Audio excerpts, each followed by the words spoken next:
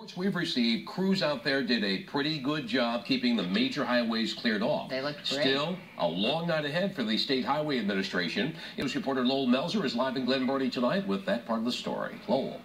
Yeah, good evening, guys. You know, before we get to that, and this has to do with the roads, actually, and being a meteorologist, this kind of is a little bit of a nerd alert thing here, but the snowpack that we have here in the Glen Burnie area, they got about 4 to 5 inches of snow. If you cut through it and go down to the very bottom, you notice at the very bottom of it is a very wet snow, and then as you build your way up, it's a drier snow, not good for snowballs. The stuff underneath is, but the stuff on top isn't, and that's really what they've been dealing with as far as the roads are concerned today. This morning they had rain, it then turned to sleet, and then it turned to snow. So what comes out of that then now, what we're dealing with on the roads is that we have, oh, there's our little horsehead friend. Okay, always making an appearance. Everyone's having a good time in the snow.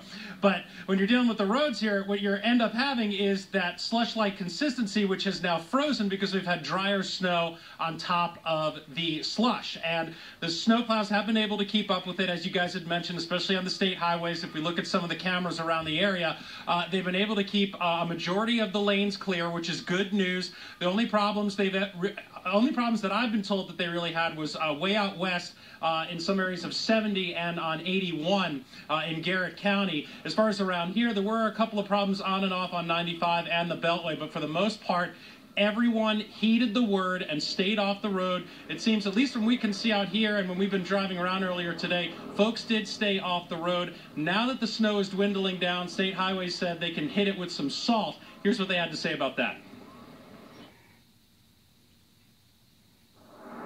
Salt is applied as they need to, but particularly after it stops snowing, they'll be putting a little bit more salt down, and as the temperatures drop and it gets dark, they'll have to salt to prevent icing as much as possible.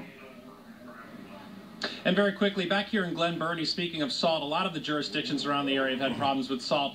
They were kind of panicking here because the county executive had said that if they got 4 to 6 inches of snow, they would be okay. But anything over 6 inches of snow, they would have had a problem because of the salt shortage they had here. But it looks like, at least at this point, they got 4 or 5. I'm going to go say hi to my horsehead friend over there and see what he has to say about the snow. For now, we're live in Glen Burnie. I'm Lowell Melzer, WBAL. TV 11 News. All right, tell him we said hello, Lowell. Thank you. Meanwhile, here's a live look from our sky cam.